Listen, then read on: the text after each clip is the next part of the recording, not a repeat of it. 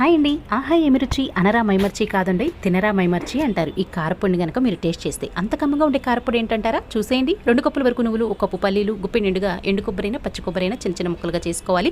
ఒక్కొక్క స్పూన్ చొప్పున పచ్చెనపప్పు, జీలకర్ర, ఆవాలు, 20 మెంతి గింజలు, 2 స్పూన్లు ధనియాలు, గుప్పెడు నిండుగా కరివేపాకు, చిన్న నిమ్మకాయ సైజ్ అంత చింతపండు, పొట్టు తీయనటువంటి వెల్లుల్లి రెబ్బలు ఎన్నైనా వేసుకోవచ్చండి. నేనైతే ఒక గుప్పుడైతే వేసుకున్నాను. అన్నిటిని కూడా ఒకదాని తర్వాత ఒకటి వేసుకుంటూ మంచిగా ఫ్రై చేసి స్టవ్ ఆఫ్ చేసి చల్లారబెట్టుకోవాలి. చల్లారిపోయినటువంటి వీటిని ముందుగా పప్పులను అయితే తీసుకుని మిక్సీ జార్లోకి వేసుకుని వీటితో పాటు వేయించిన కొబ్బరిని కూడా యాడ్ చేసి కొంచెం బరకగా మిక్సీ పట్టుకోవాలండి. దీనిలోకి మిక్సీ పట్టిన తర్వాత కొద్దిగా పసుపు, టేస్ట్ తగినట్లుగా ఉప్పు, కారాలు యాడ్ చేసుకోవాలి. కారం ప్లేస్లో ఎండుమిర్చిని వేయించుకునైనా యాడ్ చేసుకోవచ్చు. దీంట్లోనే పల్లీలు, నువ్వులను కూడా యాడ్ చేసేసి కొంచెం బరకగా మిక్సీని మధ్య మధ్యలో ఆపుకుంటూ పట్టుకున్నామంటే ఎంతో టేస్టీ అయిన నువ్వుల కారప్పొడి అయితే రెడీ అయిపోయిందండి. మరి వేడి వేడి అన్నంలో కాస్తంత నెయ్యి వేసుకుని తింటే ప్లేట్ కాదండి, అన్నం వండిన గిన్నె ఖాళీ అవుతుంది. ట్రై చేయండి.